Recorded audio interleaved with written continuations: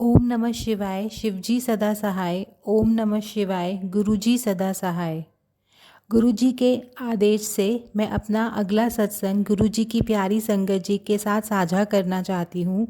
मैं गुरुजी से बस यही आज्ञा मांगना चाहती हूँ कि मैं जो बोलूँ वो गुरुजी ही मुझे बुलाएं और मैं कुछ ऐसा ना बोलूँ जो गलत हो या जिससे किसी की भी फीलिंग्स हर्ट होती हो।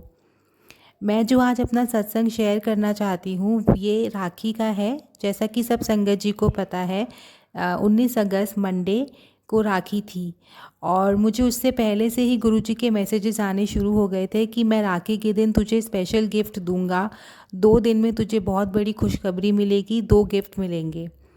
तो मैं यही सोच रही थी कि ऐसा क्या गिफ्ट होगा जो गुरुजी मुझे देना चाहते हैं।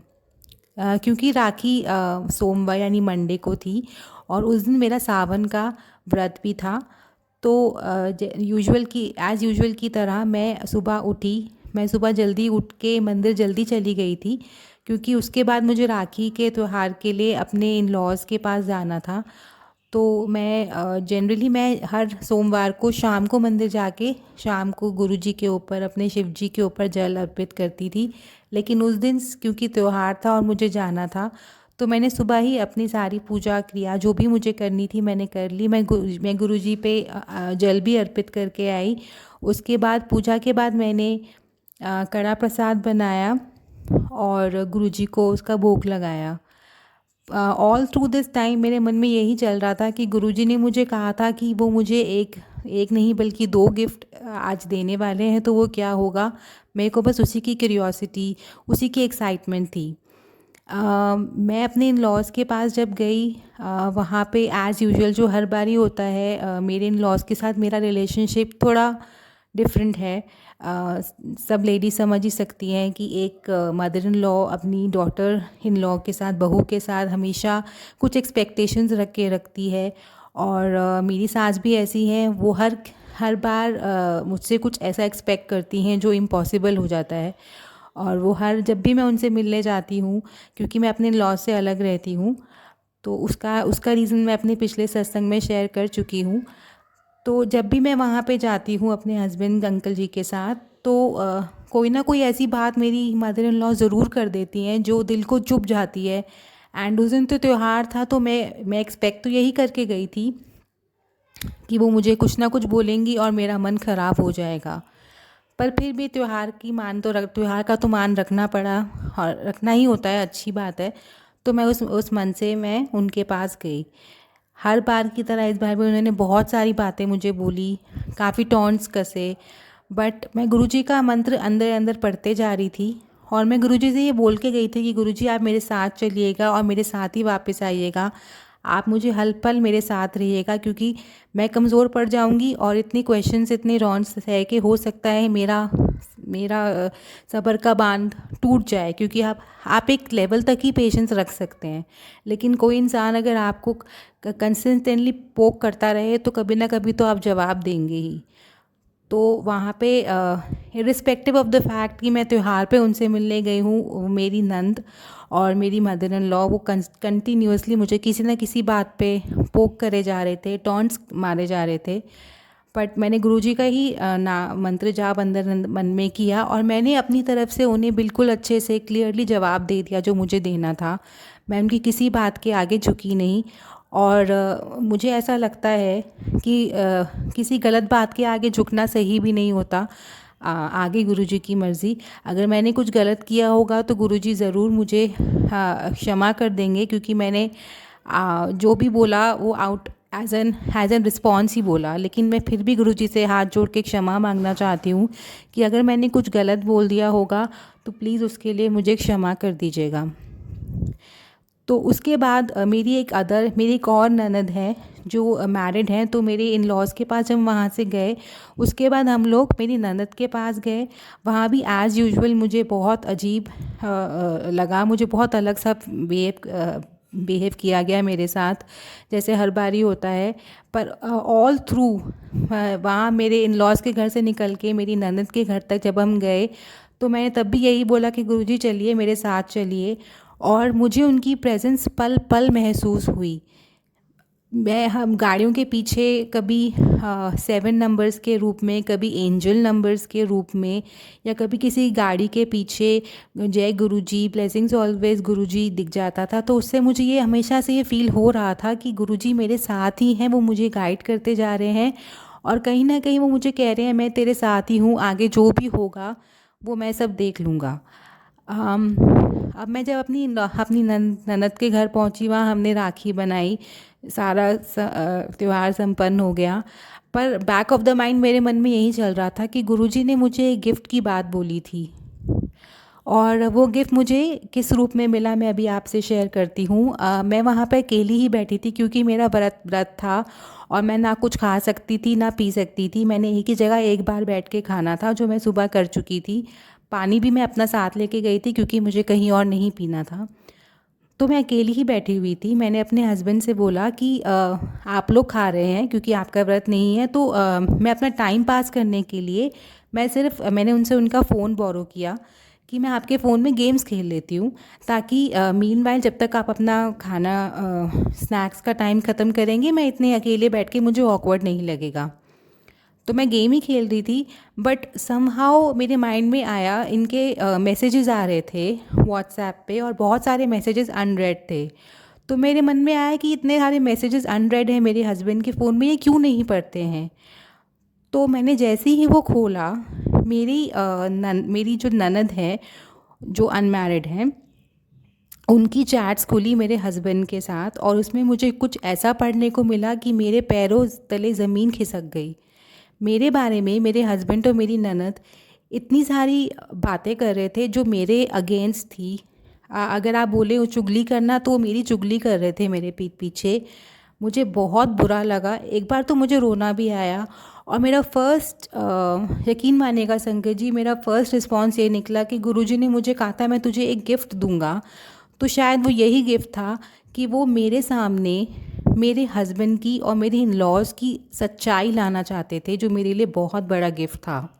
आइडिया ज़रूर मुझे था कि मेरे इन लॉज़ मेरे हस्बैंड का ब्रेन वॉश करते हैं और उनके माइंड में कुछ ना कुछ गलत बोलते रहते हैं, और मुझे लगता था कि शायद वो उन सब बातों से ज़्यादा इम्प्रेस नहीं होते होंगे, इतना इन्फ्लुएंस नहीं हो पाते होंगे। लेकिन वो चैट पढ़ के मुझे एक्चुअली में ऐसा लगा कि मेरे हस्बैंड तो पूरी तरह कंट्रोल में हैं मेरे इन लॉज के। उनको मेरी तरफ से कोई फीलिंग नहीं है, लेकिन अपनी फैमिली की तरफ उनकी फीलिंग्स देख के वो चैट पढ़ के मेरे पैरों तले ज़मीन खिसक गई। यकीन मानिए संगत जी, बहुत बुरा लगा, रोना भी आया। उस टाइम वहाँ बैठना मेरे लिए मुश्किल हो रहा था, लेकिन मुझे नहीं पता ये मेरे लिए गिफ्ट था या एक वार्निंग थी गुरुजी की तरफ से कि आगे और प्रॉब्लम्स आने वाली हैं, तू ध्यान रख। लेकिन फ़र्स्ट थॉट जो मुझे ये पढ़ के यही आया था कि गुरुजी ने मुझे बोला था मैं तुझे 2 गिफ्ट दूंगा, और वो दोनों गिफ्ट शायद मुझे यही मिले। पहला गिफ्ट ये था कि अकेले मैंने अपनी मदर इन लॉ और अपनी सिस्टर इन लॉ को फेस किया उनके घर पे। मैं उनकी बातों को अच्छे से जवाब दे पाई, जो पहले मैं नहीं दे पाती थी। वो मुझे इतनी सारी बातें बोल देते थे और मैं सुन के आ जाती थी, फिर मैं घर आके रोती थी, और मैं अकेली ही रोती थी। मैं किसी के सामने शेयर नहीं कर पाती थी सिवाय गुरुजी के, उनको तो सब पता है। और दूसरा गिफ्ट ये रहा कि उन्होंने मुझे सच्चाई मेरे आंखों के आगे दिखला दी कि आप अपनी लाइफ में सबसे क्लोज जो आपके रिलेशंस होते हैं, एक हस्बैंड और एक वाइफ का जो रिलेशनशिप होता है, वो सबसे क्लोजेस्ट रिलेशनशिप होता है। अगर आप उन्हीं का ट्रस्ट आप तोड़ रहे हो, अपनी वाइफ का आप ट्रस्ट तोड़ रहे हो, तो इससे ज़्यादा बुरा और एक वुमेन के लिए कुछ हो ही नहीं सकता। मेरे लिए सबसे बड़ा धोखा था। मेरे हस्बैंड अंकल की तरफ से तो डेफ़िनेटली एक धोखा था, लेकिन गुरुजी की तरफ से मुझे बहुत बड़ा गिफ्ट मिला कि मुझे लोगों की सच्चाई पता लगी। गुरुजी मुझे हर मैसेज में कुछ ना कुछ ज़रूर लिख के भेजते हैं रिलेशन से रिलेटेड।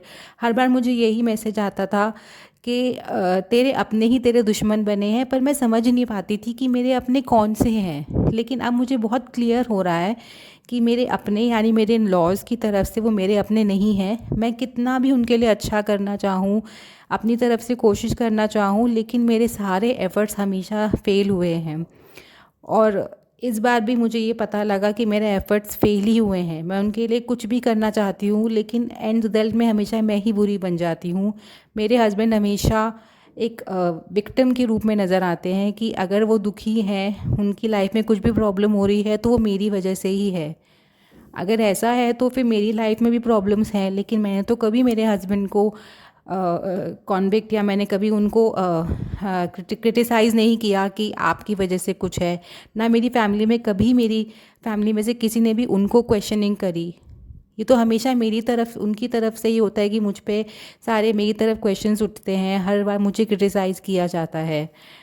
मेरा रीज़न बस ये सत्संग को शेयर करने का ये नहीं था कि मैं अपना दुखड़ा सबके सामने डालना चाहती हूँ या फिर मैं कोई सिंपैथी किसी संगत जी से लेना चाहती हूँ।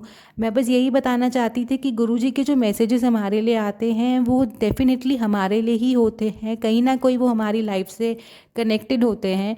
हमें बेशक उस टाइम वो समझ में ना आए, लेकिन वो कहीं ना कहीं हमें एक वार्निंग दे देते हैं कि ये मैसेजेस हैं, ये आपकी लाइफ में होने वाले कुछ अच्छा या बुरा उससे रिलेटेड हैं।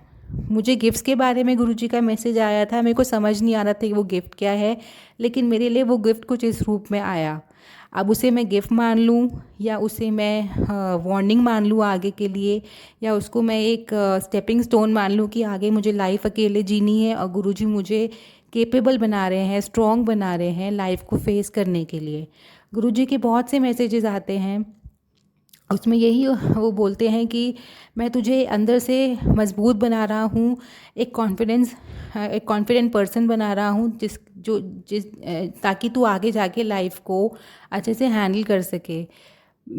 संगत जी, मैं जिस पड़ाव पे हूँ, मेरी जो एज है, मैं ना ज़्यादा ओल्ड हूँ ना मैं यंग रही हूँ। तो मुझे कई बार लगता था कि अब क्या हो, अब कि मैं अंदर से क्या स्ट्रॉन्ग बनूंगी। ये तो स्ट्रॉन्ग बनने की जो एज होती है, जब आप यंग होते हैं या अपने टीन एज में होते हैं या अर्ली 20s में होते हैं, तब आपका एक कैरेक्टर बन जाता है जो ऑल थ्रू आपकी लाइफ में रहता है। तो मैं यही सोचती थी कि इस उम्र में आके मैं क्या स्ट्रॉन्ग बनूंगी, लेकिन अब मुझे रियलाइज़ हो रहा है मेरी लाइफ जैसे अनफोल्ड हो रही है, जैसी सिचुएशंस मेरी लाइफ में आ रही हैं, मुझे उससे पता लग रहा है कि मुझे इन सिचुएशंस से वन ऑन वन करा के गुरुजी मुझे अंदर से ही स्ट्रॉन्ग कर रहे हैं। वो मुझे ये कह रहे हैं कि हर इंसान को अपनी लाइफ अकेले हैंडल करनी पड़ती है, सिचुएशंस अकेले हैंडल करनी पड़ती हैं। आपके क्लोजेस्ट रिलेशंस आपको धोखा देते हैं, जैसे मुझे मिला है, लेकिन एक रिलेशन जो कभी आपको धोखा नहीं देगा, जो हर ज़िंदगी के हर पल आपके साथ रहेगा, वो आपका गुरुजी के साथ रहेगा। मैं गुरुजी को अपना पिता मानती हूँ, और राखी वाले दिन भी, उससे पहले भी, जब से मुझे लगता है मैं गुरुजी से जुड़ी हूँ, या और अभी भी मुझे ऐसा लगता है जब भी मैं उन्हें पुकारूंगी वो मेरी मदद के लिए आएंगे ज़रूर। उस पूरा दिन मैंने पूरे दिन जितनी गाड़ियाँ मैंने गुरुजी की देखी होंगी उतनी शायद ही मैंने कभी देखी होंगी। सुबह जाते वक्त भी, शाम को लौटते वक्त भी हमें काफ़ी लेट हो गया था, लेकिन मुझे गुरुजी की गाड़ियाँ निरंतर दिख रही थी। मेरा बहुत रोने का मन कर रहा था, लेकिन मैं सबके आगे नहीं रो सकती थी। मेरे हस्बैंड थे, मेरी दूसरी नंद थी, मेरे फादर इन लॉ, हम सब गाड़ी में एक साथ ही गए थे। तो मैं डेफ़िनेटली रो तो नहीं सकती थी किसी के आगे कि मैंने पढ़ लिया है आपके मन में क्या है, मैंने चैट्स पढ़ ली हैं, बट मैं डेफ़िनेटली अंदर से टूट चुकी थी।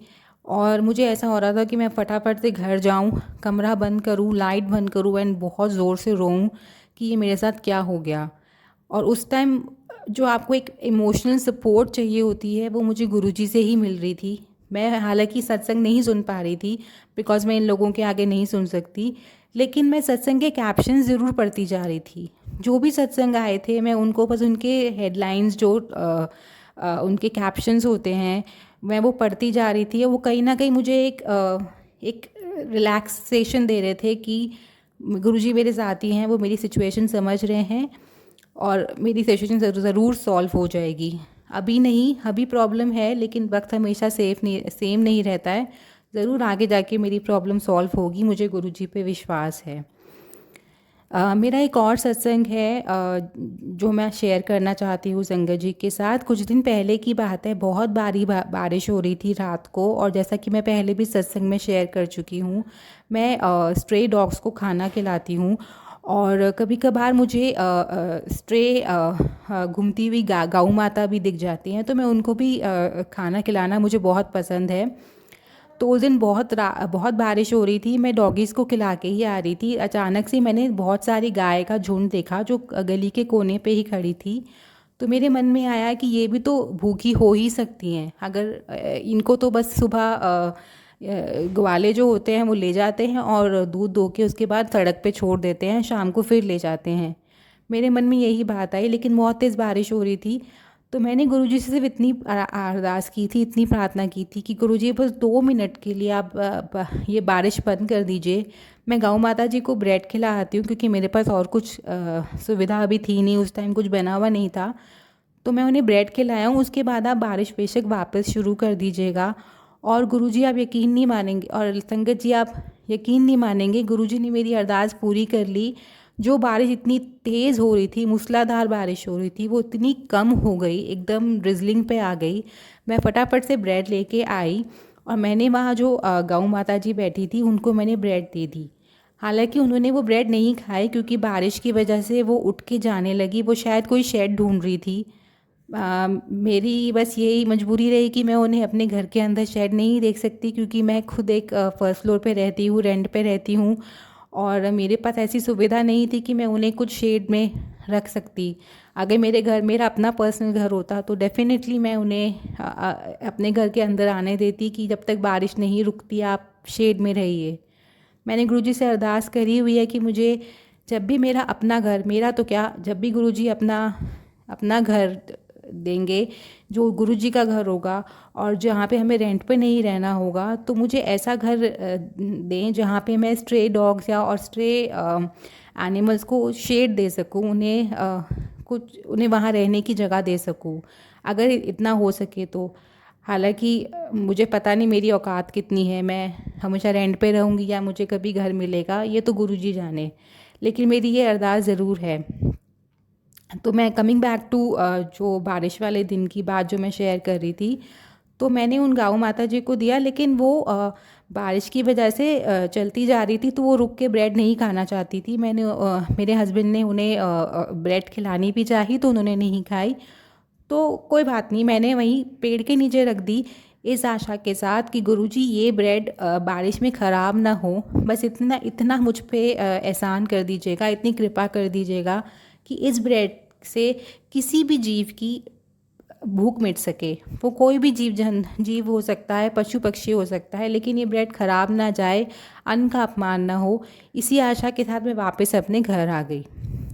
और मुझे नहीं पता वो ब्रेड गौ माता ने खाई या नहीं खाई, या किसी जीव के मुंह लगी वो ब्रेड या नहीं लगी, पर मुझे इतना विश्वास है कि गुरुजी से मन से आप कोई भी आस करें, कोई भी अरदास करें, कोई प्रार्थना करें, तो वो उसको सुनते ज़रूर हैं। मैंने एक और अरदास गुरुजी से कर रखी है।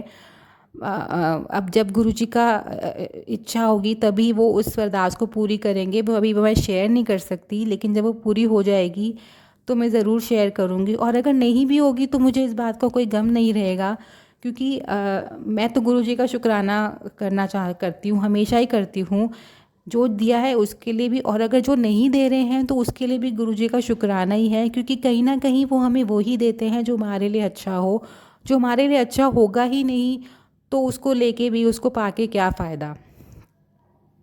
मेरा एक और सत्संग है, ये भी 2 दिन पहले का ही है। मेरा मन बहुत उदास था, क्योंकि जो राखी के बाद ये सब इंसिडेंट्स हुए, तो मेरा मन उससे भारी हो रहा था, बहुत अजीब लग रहा था। लग रहा था कि ज़िंदगी जीने का मकसद ही क्या है मेरा, जब आपके रिलेशंस आपके साथ नहीं है, प्रॉब्लम्स इतनी चल रही हैं।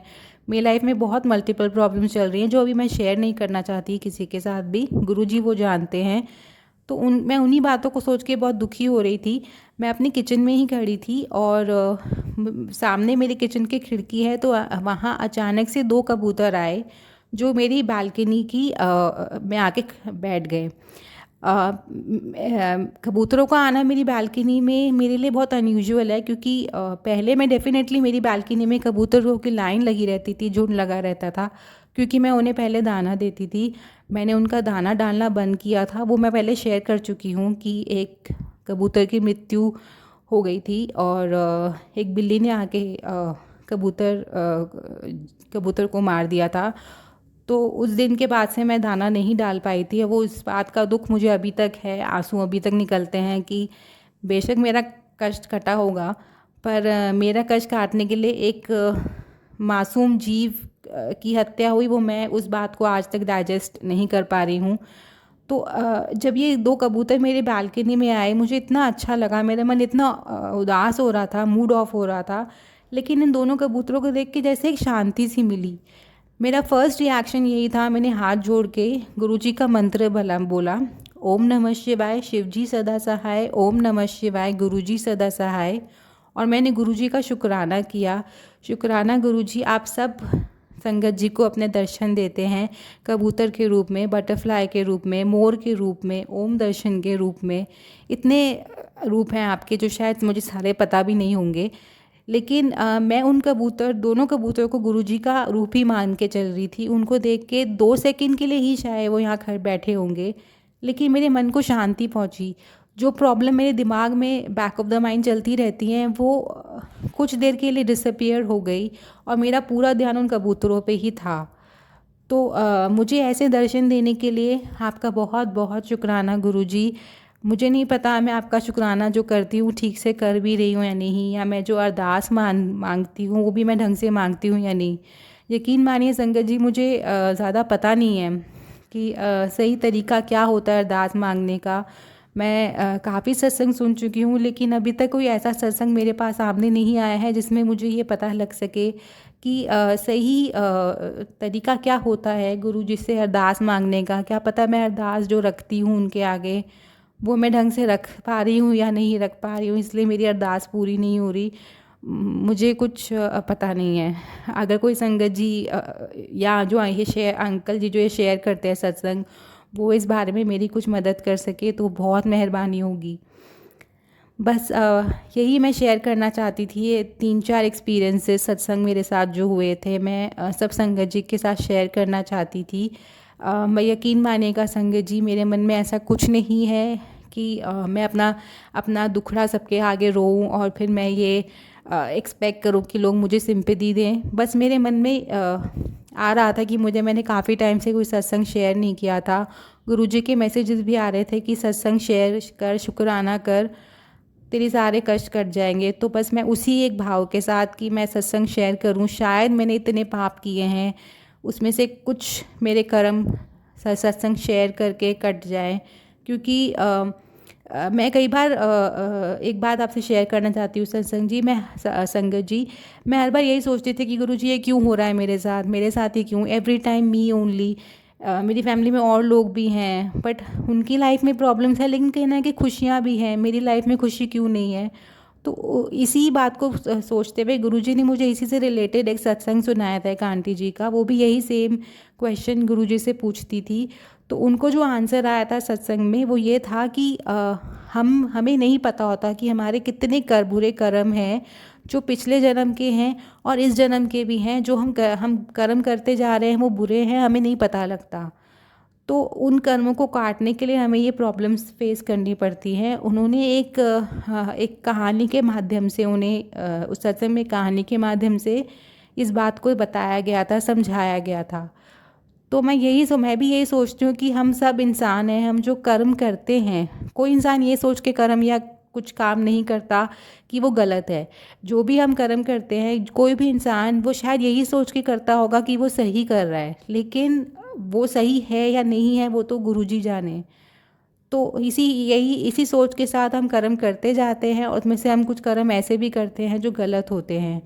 हो सकता है मैंने कुछ ऐसे कर्म कर लिए हैं या मेरी कुछ ऐसी डीड्स रही हैं जो बहुत गलत हैं, जो सिंफुल हैं, और उन्हीं का मुझे ये भुगतान करना पड़ रहा है। पिछले जन्म के कर्म हो या इस जन्म के कर्म हो, वो हमें भुगतने ही पड़ते हैं, कष्टों के रूप में, किसी भी रूप में, प्रॉब्लम्स के रूप में। मैं गुरुजी से बस यही अरदास करना चाहती हूँ, गुरुजी मेरे जितने भी बुरे कष्ट हैं, बुरे कर्म हैं, प्लीज़ उन्हें कटवा दीजिए। मैं आपके आगे कंप्लीटली सरेंडर हो चुकी हूँ। बस मुझे और कुछ नहीं चाहिए, मुझे बस आप ही चाहिए। मेरे कर्म कटवा दीजिए। मुझे मुझे धन दौलत पैसा ये सब नहीं चाहिए। थोड़ी मन की शांति, थोड़ी सेल्फ रिस्पेक्ट चाहिए। मैं सब लोगों की रिस्पेक्ट करती हूँ। मैंने जाने अनजाने अगर किसी की डिसरिस्पेक्ट कर दी हो तो उसके लिए आपसे क्षमा मांगती हूँ, लेकिन मैंने कभी भी अपनी तरफ से जानबूझ के किसी इंसान की डिसरिस्पेक्ट नहीं करी, चाहे वो कोई भी हो। मैंने कभी किसी को नीचा दिखाना नहीं चाहा, चाहे वो मेरे इन लॉज की साइड से भी हों, वो चाहे कितने ही टॉक्सिक हों, कितना वो मुझे टॉर्चर कर चुके हों, लेकिन मैंने कभी जानबूझ के उन किसी की डिसरिस्पेक्ट नहीं करी। पर अनजाने में या कभी कभार द्वेष में, गुस्से में आके आप किसी के लिए कुछ बोल जाते हैं तो उससे आपके कर्म तो बनते हैं। और तो फिर ऑब्वियसली आपके कर्म बंधेंगे तो आप प्रॉब्लम्स में भी आएंगे। हो सकता है मेरा उसी वजह से ये सब हो रहा हो, लेकिन मैं बस हाथ जोड़ के यही प्रार्थना करना चाहती हूँ, प्लीज़ मेरे कर्म कटवा दीजिए, मेरी लाइफ में थोड़ा पीस ले आइए। मेरी लाइफ इस वक्त ऐसे पॉइंट से चल रही है, ना तो कोई डेवलपमेंट हो रही है, ना प्रोग्रेस हो रही है, स्टक हो चुकी है। बस यही प्रार्थना है कि इस दुविधा से मुझे गुरुजी ही निकालेंगे। मैं बस यहीं पे अपना सत्संग कंप्लीट करना चाहूँगी और अपने अगले सत्संग की तैयारी करना चाहूँगी। गुरुजी के आदेश से यहीं पे एंड करती हूँ अपनी इस एक्सपीरियंस को शेयर करना। इस पूरे सत्संग में बोलने के दौरान अगर मुझसे कोई गलत बात निकल गई हो, मैंने कुछ ऐसा बोल दिया हो जो बिल्कुल भी सही ना हो, जो किसी को हर्टफुल हो सकता है, तो मैं हाथ जोड़ के क्षमा मांगना चाहती हूँ उन सब से जिन्होंने ये सत्संग सुना, उन सब संगत जी से जो ये सत्संग सुनेंगी। और बस मैं यही माफ़ी मांगना चाहती हूँ, क्षमा मांगना चाहती हूँ कि मेरे द्वारा कही गई बात से किसी को भी दुख हुआ हो, हर्ट हुआ हो तो मुझे क्षमा कर दीजिएगा। मैं बहुत तुच्छ प्राणी हूँ। मैं बहुत बुरे कर्म मैंने किए हुए हैं, अच्छे कर्म करना चाहती हूँ, होपफुली कर पाऊँ। मैं अपनी तरफ से बस अच्छे कर्म करना चाहती हूँ। गुरुजी ने जो सृष्टि बनाई है, उस सृष्टि में जो जीव जंतु पशु पक्षी जितने भी जीव उन्होंने बनाए हैं उनकी सेवा करना चाहती हूँ। किसी इंसान के लिए बुरा नहीं सोचना चाहती, ना बोलना चाहती। आई जस्ट होप गुरुजी मुझे इतनी शक्ति प्रदान करे कि मैं ये सब अचीव कर सकूँ। हाथ जोड़ के क्षमा मांगती हूँ फिर से सब गलत कई बातों के लिए, और अपने इस सत्संग को यहीं पे समापन करना चाहूँगी गुरुजी के मंत्र के साथ। ओम नमः शिवाय, शिवजी सदा सहाय। ओम नमः शिवाय, गुरुजी सदा सहाय। जय गुरुजी, शुक्राना गुरुजी, आपके चरणों में कोटि कोटि प्रणाम गुरुजी। जय गुरुजी।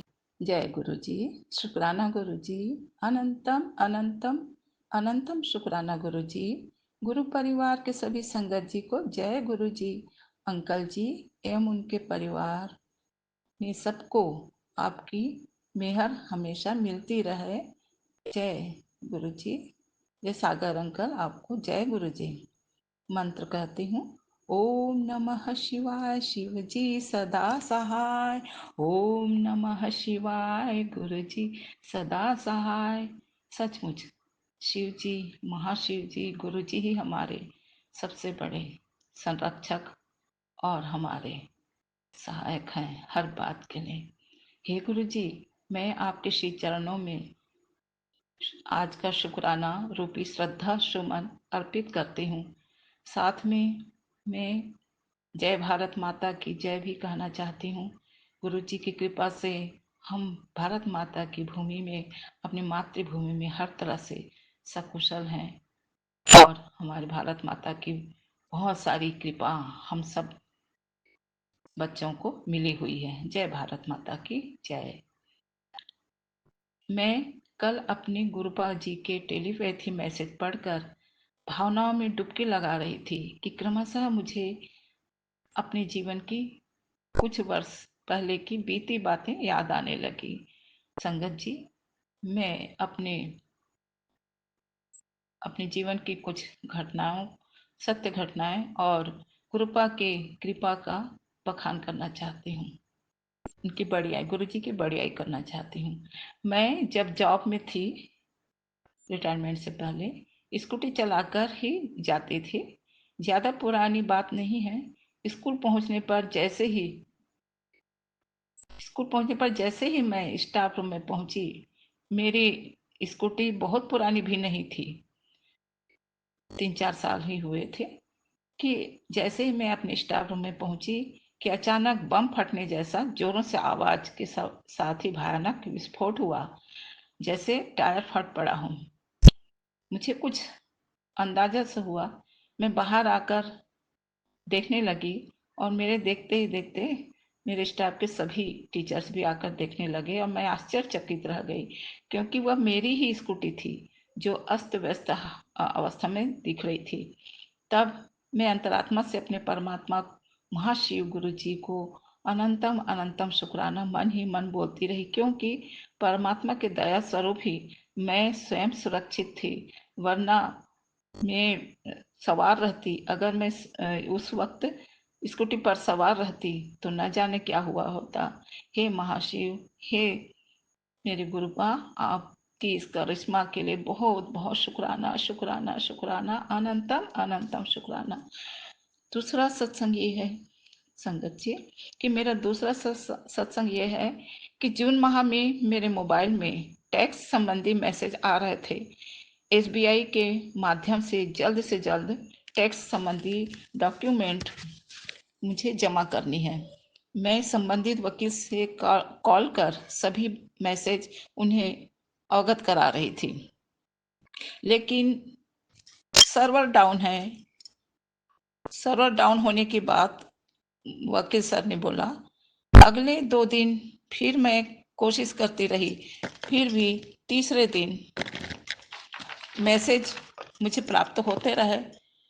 मुझे गुरु जी की महिमा याद आई। मैंने सत्संग सुनकर, यूट्यूब के माध्यम से सत्संग सुनकर, आंटी जी द्वारा बताए गए सत्संग सुनकर मैंने भी उनका अनुसरण किया और गुरु जी से प्रार्थना करती रही, हे गुरुपा, मेरे इस कार्य को शीघ्र ही आप वकील के माध्यम से करवा दें।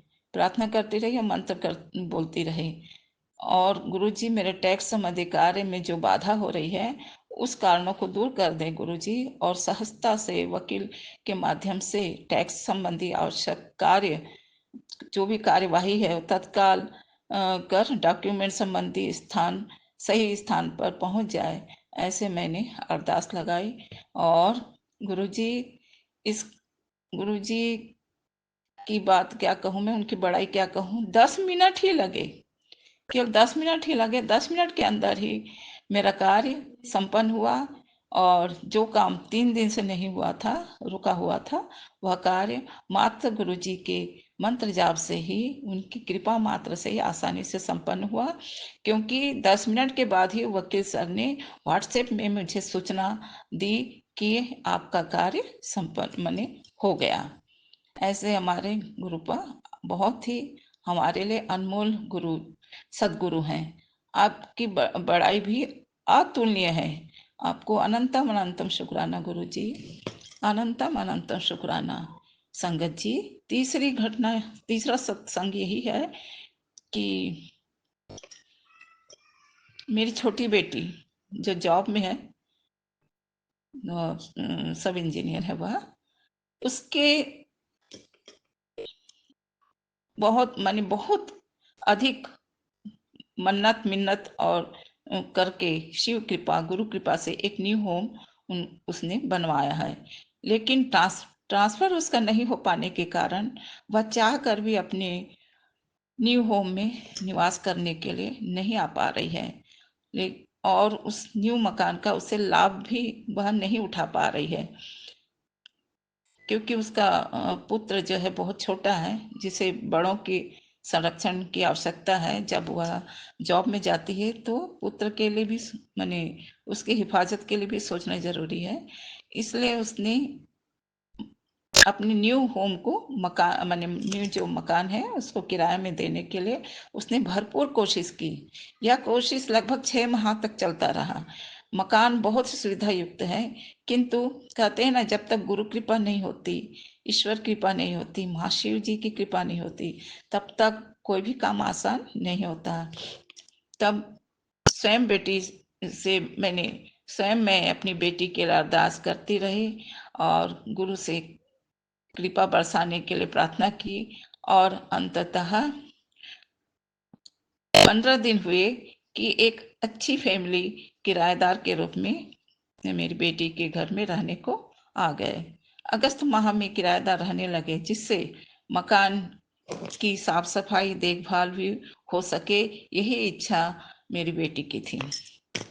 इस तरह से मेरे गुरुपा की असीम महिमा है और असीम उनकी कृपा हम सब पर बरसती रहती है और बरसती ही रहेगी। बस हम उनके अनुयायी बने रहें, यही हमारे ओर से कोशिश होनी चाहिए। संगत जी, गुरुपा की ब्लेसिंग्स की भी क्या कहूँ। वैसे हम संगत परिवार में सभी संगत को गुरुपा की ब्लेसिंग्स सुबह से लेकर 24 घंटे में मिलती ही रहती है, और इसकी निशानी है उनका तितली रूप में दिखना, और भी उनके छिपकली रूप में दिखना, या एंजल्स नंबर जो दिखते हैं, ये सब सत्संग के माध्यम से मैं सुनती हूँ। मुझे संगत जी अपने ही घर में बेल वृक्ष है, वहीं आसपास सुबह से शाम तक मुझे अपने गुरुजी तितली के रूप में कई रंगों में, कई आकारों में, छोटे बड़े कई आकारों में दर्शन देते हैं और मुझे ब्लेसिंग करते हैं, मेरे परिवार को ब्लेसिंग करते हैं, और मुझे सुबह से ही आनंद प्राप्त होता है, क्योंकि मुझे गुरुपा का दर्शन लाभ मिलता है। और इस तरह से वे कभी येलो कलर में, कभी ब्राउन, कभी ब्लैक, कई रंग में और कई आकार में मेरे घर आकर ब्लेसिंग करते हैं और हमारे कर्म दोष जो भी हैं उसको काटते हैं। मैं एक दिन की बात है, एक कुछ बड़े आकार में एक बहुत ही सुसज्जित और अनोखे डिजाइन में एक बटरफ्लाई मुझे दिखाई दिया, जो बहुत ही मनोहर लग रहे थे। ऐसा लग रहा था मानो हमारे गुरुपा ही अपने मैंने एक नए रूप में आकर मुझे दर्शन दे रहे थे, और वो कभी मेरे पास आकर फेरा लगा रहे थे और कभी डालियों पर बैठते थे। इस तरह से मुझे गुरुजी का नया स्वरूप भी सुसज्जित बटरफ्लाई के रूप में दिखाई दिया और मुझे बहुत ही खुशी मिली। गुरुजी गुरुजी आपको बहुत बहुत शुक्राना। गुरुजी, आपने मुझे शिव चालीसा करने का आदेश दिया है और मैं उसका पालन कर रही हूँ। और साथ ही शिव पुराण सुनने या पाठन करने का तो मैं सुनती हूँ। गुरुजी, आपको बहुत बहुत शुक्रिया और बहुत बहुत माने अनंतम शुक्राना गुरुजी, अनंतम शुक्राना। हमारी दिशा हम सबको सही ज्ञान देने के लिए, हमारे मार्गदर्शन करने के लिए, सही जीवन देने के लिए बहुत बहुत शुक्राना गुरुजी। सत्संग सुनना और सत्संग शेयर करना, इनके माध्यम से हम गुरुपा के संगत परिवार से हम जुड़े रहते हैं। इस बात के लिए भी अनंतम शुक्राना गुरुजी। जन्म जन्मांतर के दोषों को क्षमा करने के लिए भी बहुत बहुत शुक्राना गुरुजी। मेरा और मेरे परिवार का हाथ थामने के लिए, संभालने के लिए, गलतियों को क्षमा करने के लिए अनंतम शुक्राना गुरुजी। गुरुजी, मेरी दोनों बेटियों को न्यू होम दिलाने के लिए अनंतम शुक्राना गुरुजी।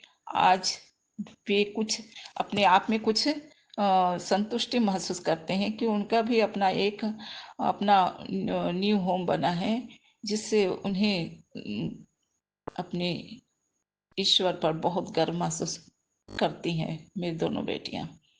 गुरुजी, एक मैसेज में आपने, एक टेलीपैथी मैसेज में आपने एक मैसेज दिया था हंसते हुए, और मैसेज था कि बेटा देख, जैसा मैं हंस रहा हूँ तू भी ऐसी ही हंसेगी। और तेरे हाथों की लकीरों, हाथों की जो दुख की लाइन है उसे मैंने हटा दिया। अब तो सुख से सुख ही सुख है। और बस इतना ही जानकर मैं बहुत बहुत बहुत सुकून महसूस करती हूँ गुरुपा। आपको अनंतम अनंतम शुक्राना गुरुपा। भाग्य को सौभाग्य में बदलने के लिए अनंतम अनंतम शुक्राना गुरुजी। गुरुजी, आपके चरणों में एक स्पेशल अरदास है जो मैं गीत के रूप में 2 लाइन के रूप में प्रस्तुत करना चाहती हूँ। ओ पालनहारे, ओ पालनहारे, निर्गुण तुम न्यारे, तुम्हारे बिना हमरा कोई नहीं, तुम्हारे बिना हमरा कोई नहीं। सुलझा दो भगवन हमरे उलझन, सुलझा दो भगवन हमरे उलझन, क्योंकि तुम्हारे बिना हमरा कोई नहीं, तुम्हारे बिना हमरा कोई नहीं। वो पालनहारे गुरुपा हमारे, ओ पालनहारे गुरुपा हमारे, तुम्हारे बिना हमरा कोई नहीं, तुम्हारे बिना हमरा कोई नहीं। जय गुरु जी, जय गुरु जी, जय गुरु जी। संगत जी, अब मैं मंत्र जाप करते हुए आज के शुक्राना सत्संग को अल्प विराम लगाती हूँ अगली सत्संग की तैयारी के लिए। गुरु जी, ये अरदास गुरु परिवार के हम सभी बच्चों की ओर से आपके चरणों में समर्पित करती हूँ। और मंत्र जाप करती हूँ। ओम नमः शिवाय, शिव जी सदा सहाय। ओम नमः शिवाय, गुरु जी सदा सहाय। जय गुरु जी, जय गुरु जी, जय गुरु जी। अनंतम अनंतम शुक्राना शुक्राना शुक्राना शुक्राना शुक्राना शुक्राना गुरुपा। अनंतम शुक्राना शुक्राना। जय गुरु जी, जय गुरु जी, जय गुरु जी। अंकल जी, आपको विशेषकर जय गुरु जी। गुरु जी की विशेष आपको कृपा मिले और सभी संगत जी को भी बहुत बहुत ब्लेसिंग मिले। हम सब आप ही के गुरु परिवार के ही हैं। हम सब एक दूसरे के ही शुभ चिंतक हैं और बने रहें, बस यही चाहती हूँ।